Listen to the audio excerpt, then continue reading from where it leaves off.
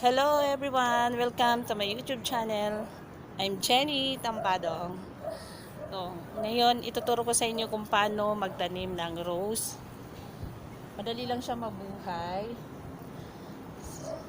Ganyan. Gugupit ka lang ng pinagbulaklakan. Yan.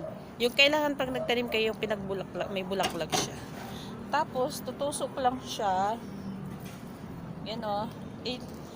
Ito kailan ko lang to tinanim. Pag nagtanim ka ng rose, kailangan iwag mo muna siyang paarawan ng ilang sa mga 4 days bago mo siya paarawan. Itatabi mo muna siya sa malilim. Tapos saka mo siya paarawan. Yun, madali lang siya. O, kita nyo, nagbubulaklak na. Sa mga 2 weeks na yan. Ayan, ganun lang kadali.